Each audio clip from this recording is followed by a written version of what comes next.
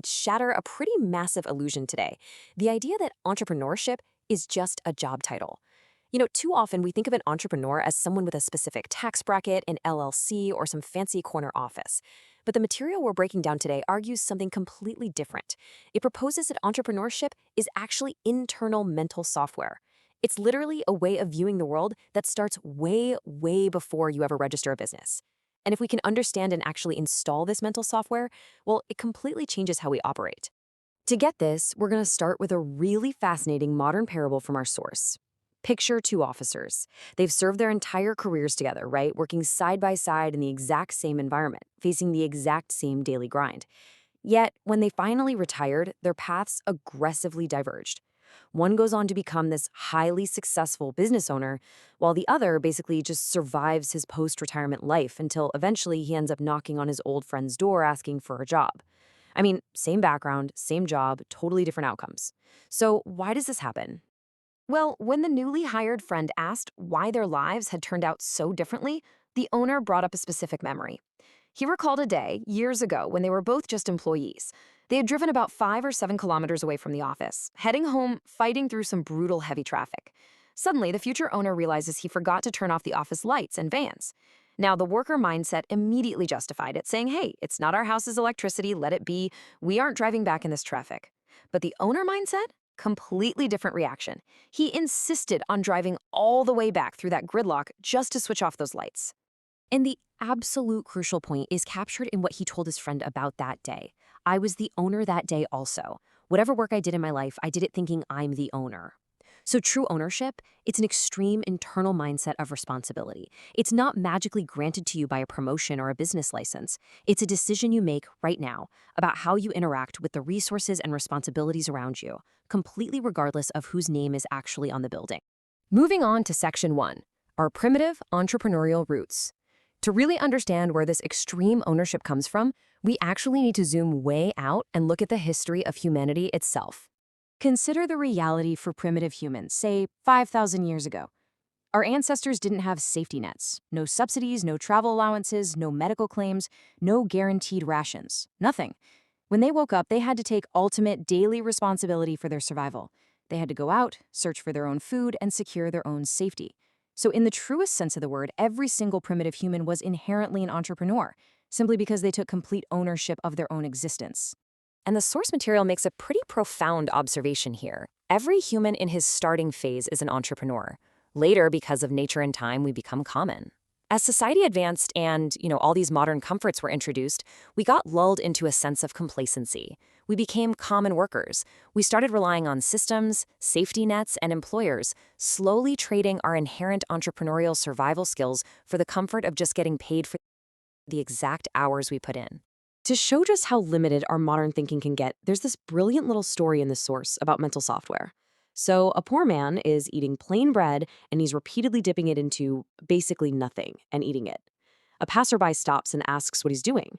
And the man says, well, since he can't afford anything, he's just imagining he's dipping the bread in a savory sauce. The passerby is like, well, if you're just imagining it, why not imagine dipping it into rich, delicious sweets? And the poor man's response? His mental software simply couldn't process the idea of sweets. It only supported sauce.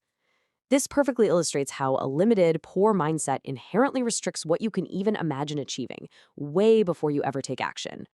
Section 2, the unstoppable mindset. Now, we can see the exact opposite of that limited mindset by looking at an incredible historical parable from the court of King Akbar and his clever advisor, Birbal. So the story goes that King Akbar's treasury was completely empty, which put the whole kingdom in grave danger.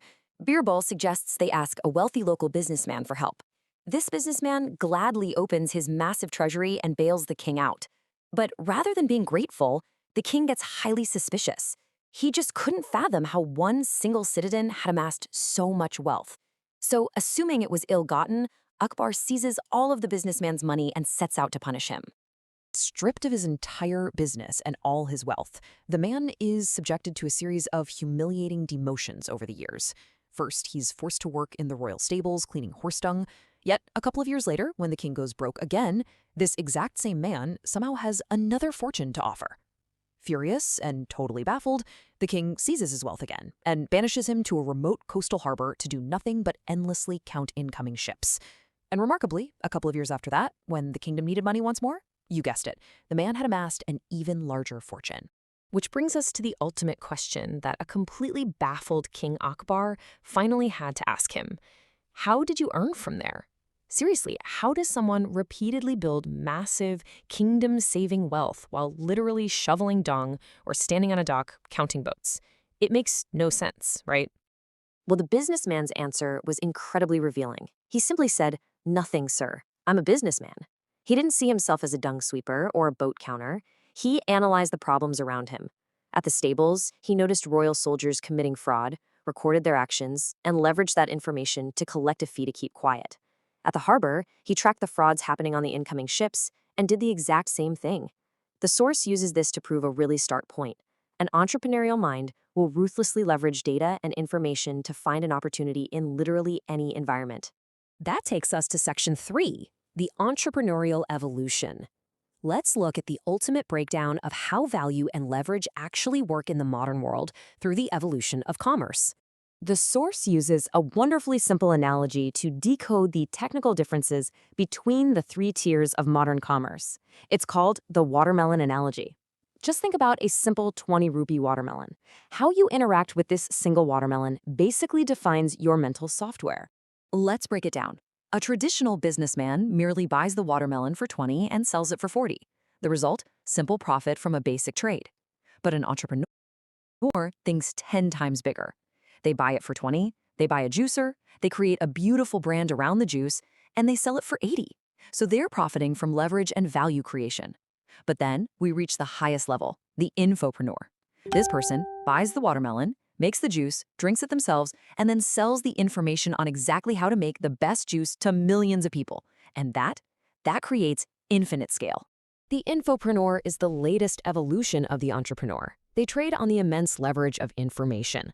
The source uses a really great real-world example here. If you're selling real estate, you aren't just selling dirt and bricks. If you're telling people how pure the garden air is or how great the neighborhood is, you're essentially acting as an infopreneur.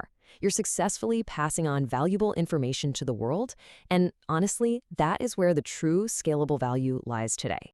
So, what's the ultimate takeaway for all of us here? It's time to drop the servant mentality. It really doesn't matter if you're an employee or freelancer or a manager right now. Grab whatever small resources you have in front of you and elevate your mental software. Stop treating your daily work like you're just waiting around for a commission or a paycheck, and start treating it like you own the entire process.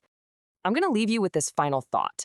Are you acting as a worker in your own life, or are you finally ready to be the owner? The game of life is entirely a game of thinking.